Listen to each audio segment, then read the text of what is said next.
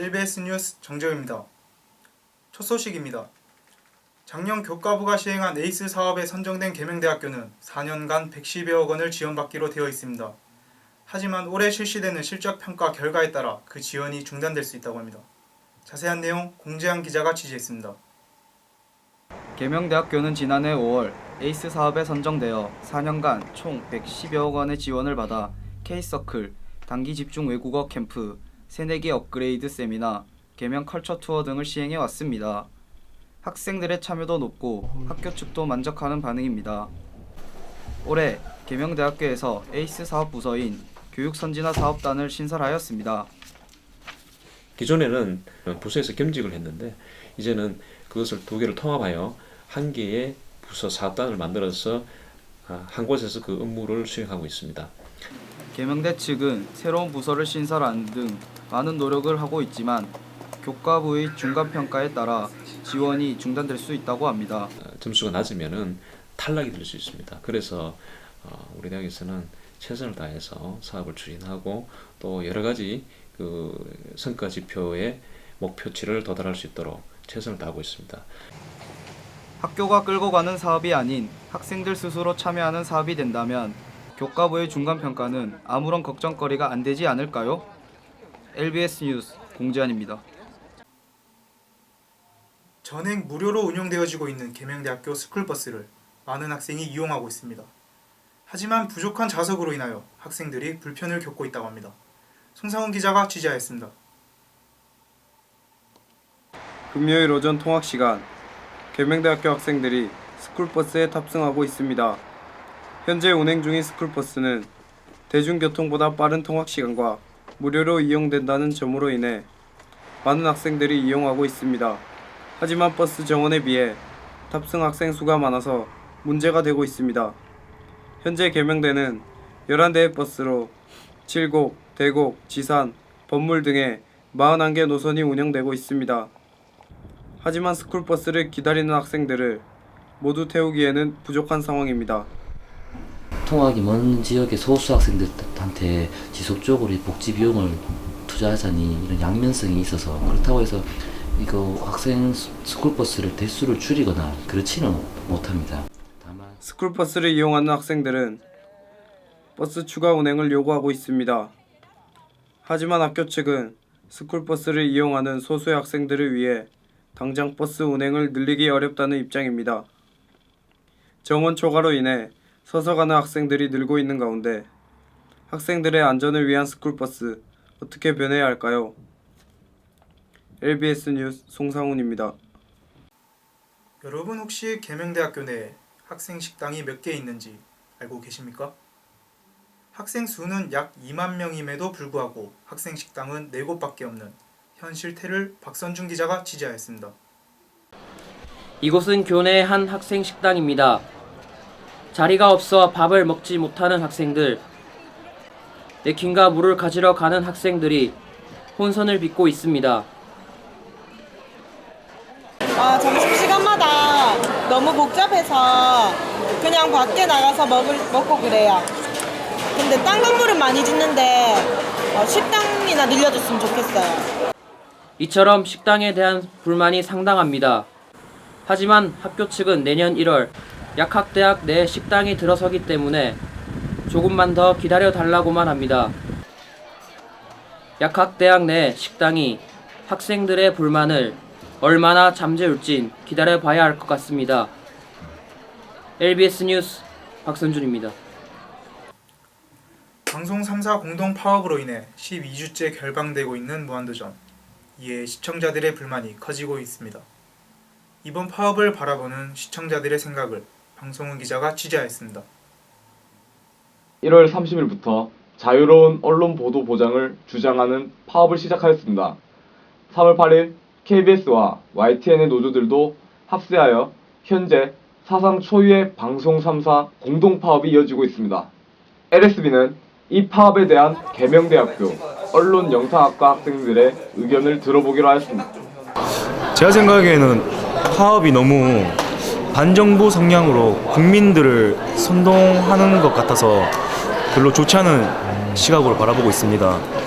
그리고 매번 선거철마다 일어나는 하나의 퍼포먼스라고 보입니다.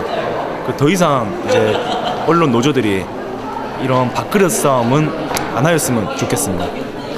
저는 이번 파업에 대해 반대하는 입장입니다. 이유는 윗선의 결정에 대해 반항하는 그런 불법적인 파업이고, 그로 인해 장기 파업이 들어가면서 시청자들의 불편함을 사는 그런 무책임한 파업이기 때문입니다. 네, 이번에 미디어법이 이제 국회에서 날치기로 통과가 됐는데요. 그렇게 하면 이제 조중동 같은 쪽은 친정부 성향인데 이제 그쪽 사람들이 방송사의 지분을 많이 차지하고 있으면 이제 국민의 눈과 귀가 되어줄 언론이 해야 할 역할을 제대로 하지 못한다고 생각합니다. 언론사를 다 장악하는 게 돼버리니까요. 현재 방송사 3사의 사장들이 친이명박계 사람들로 낙하사안이 되어서 꽂아서 들어갔잖아요. 그래서 지금 정부의 좋은 의견들만 방송을 통해서 비춰지고 안 좋은 거나 잘못된 점은 그 전에 사전 검열을 통해서 삭제되는 것 때문에 문제가 있다고 저는 생각을 해요. 그래서 이번에 기자협회장님께서도 해고를 당하셨잖아요. 그래서 언론의 공정성을 위해서도 저는 이번 파업을 지지하는 의견입니다. 이렇게 파업을 바라보는 시각은 엇갈리고 있습니다. 이들의 파업은 시청자들의 기본적 권리를 무시한 무모한 도전일까요? 아니면 진실된 언론 보도와 시청자들을 위해 싸우는 위대한 도전일까요? 여러분은 어떻게 생각하십니까? LBS 방송입니다.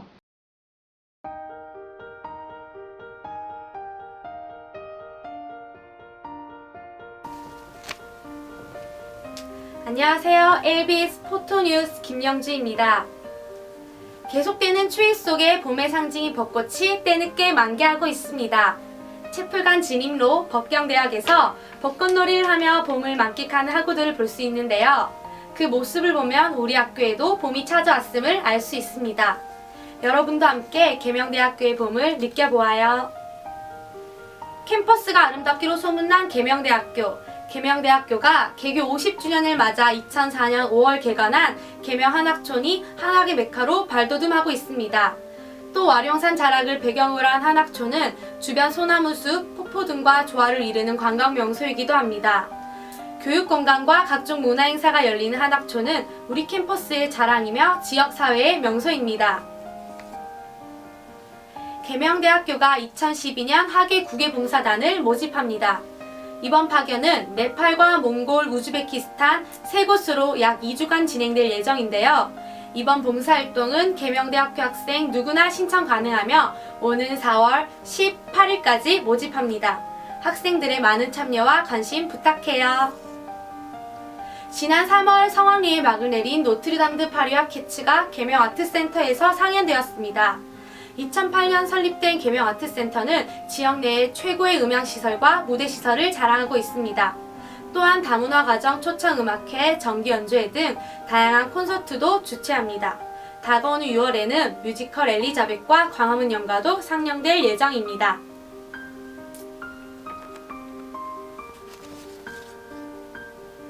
지난 9월부터 장근석, 윤아 주연의 드라마 사랑비가 계명대학교의 대명 캠퍼스에서 촬영되었습니다. 7, 80년대를 배경으로 한 이 드라마는 대명 캠퍼스를 통해 더욱 예스런 분위기를 자아냅니다. 뉴스특보입니다. 6월 중순 사회관에서 방송연구회 2차 실습 방송이 상영될 예정입니다. 방송연구회 회장 이 씨는 아직 확정된 계획은 없다며 말을 아끼고 있습니다. 이에 각계 인사들은 다양한 반응을 보이고 있는데요. 방송연구회 원로 김 씨는 좋은 계획이다 라고 극찬을 아끼지 않았고, 반면 방 씨는 말도 안 된다, 있을 수 없다 등 부정적인 반응을 보이고 있습니다. 이에 따라 방송연구회 실습방송 일정에 많은 학생들이 촉각을 세우고 있습니다. 지금까지 LBS 포토뉴스 김영주였습니다.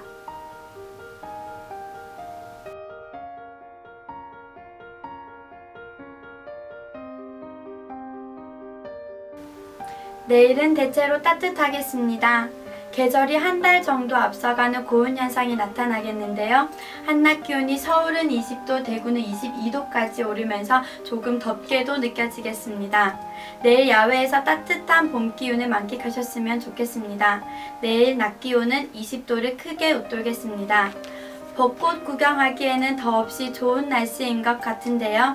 아직 벚꽃놀이 못 가신 분들은 주말에 가보시는 게 어떨까 합니다.